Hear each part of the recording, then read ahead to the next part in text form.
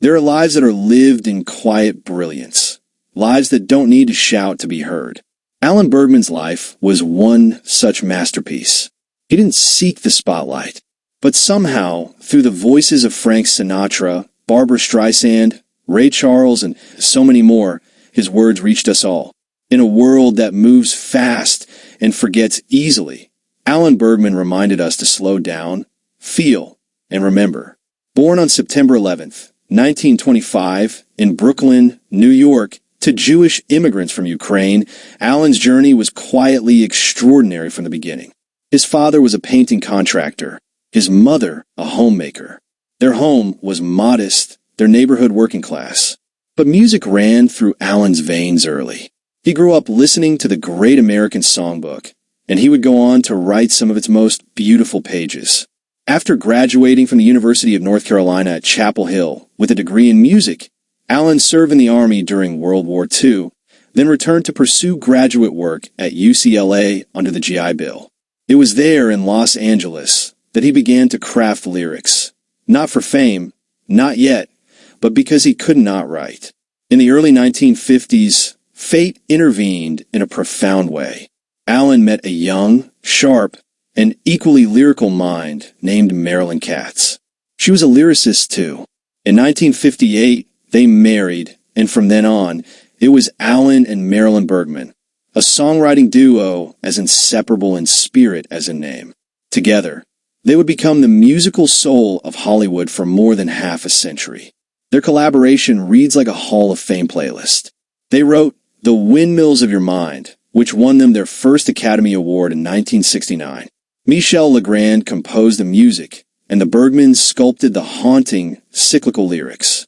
It became a signature of their style, melancholic, poetic, and yet somehow timeless. Then came The Way We Were in 1973.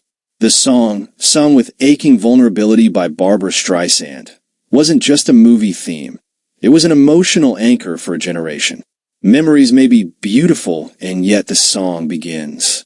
Who among us hasn't whispered those words to ourselves when we miss something or someone we once had? The song won them their second Oscar and is still played at weddings, funerals, and every moment nostalgia decides to visit. By then, the Bergmans were already legends. They didn't stop. Their pen touched nearly every major musical project in Hollywood for decades. From Yentl to Tootsie, from Sybil to the Thomas Crown Affair, their lyrics deepened every melody they touched. They worked with Quincy Jones, Marvin Hamlish, John Williams, James Newton Howard. Their work graced the voices of Aretha Franklin, Neil Diamond, Tony Bennett, and Dusty Springfield. If you loved a ballad in the late 20th century, chances are the Bergmans had their fingerprints on it. Alan was the quieter of the pair. He liked to sit back, reflect, and edit. Marilyn was the fierce one, the driver. But Alan had a stillness to him that brought clarity to every lyric. Their process was deeply intertwined. They'd sit together at a piano, toss lines back and forth, scrap verses until the perfect phrase emerged. For them, songwriting wasn't a job. It was a form of breathing. Their lyrics were never disposable. They told stories, painted moods, invited listeners to feel. "What are you doing the rest of your life?" they asked us once.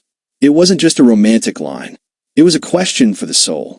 Over their careers, they won 3 Academy Awards, 2 Grammy Awards, and 4 Emmys. They were inducted into the Songwriters Hall of Fame and honored with Lifetime Achievement Awards from organizations that knew what genius looked like. Presidents, celebrities, and fellow artists lauded them. But Alan never changed. He remained humble, always grateful to be writing. When Marilyn passed away in January 2022 at age 93, Alan lost more than a partner. He lost half his voice. Yet, remarkably, he continued to write even in grief. At 97, he was still collaborating. He believed that words had power, that music could still heal, even in a fractured world. In his final years, Alan struggled with respiratory illness. He remained at home in Los Angeles, the city that had adopted him and where he had helped shape the soundtrack of its golden age. He spent time with his daughter Julie and granddaughter, reminiscing, revisiting old records, and still, occasionally, writing lines in his notebook. On July 17th, 2025, at the age of 99, Alan Bergman died peacefully. No fuss, no grand public farewell, just as he had lived. But the quietness of his passing does not dim the brilliance of what he left behind. His words still echo in film reels, in playlists, in concert halls, and, perhaps most beautifully, in our hearts. There are lyricists, and then there are poets. Alan Bergman was both.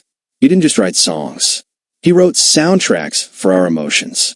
He understood the sadness behind a smile, the weight of a memory, the tenderness in a whisper. In a time where music can feel disposable, Alan's work remains permanent.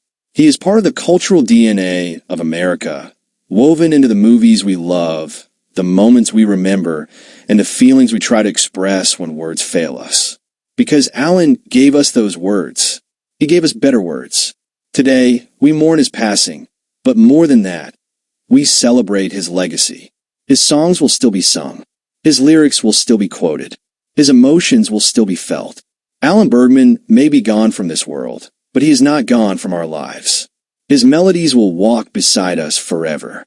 If his words ever comforted you, if you ever whispered a line of his lyrics in the dark, if you ever cried to the way we were or smiled at windmills in your mind, then take a moment, right now, and type one word in the comments that best describes what Alan Bergman's music means to you. Let's keep his legacy alive, not just in memory, but in interaction, in community, in shared love for a man whose words made the world just a little more beautiful.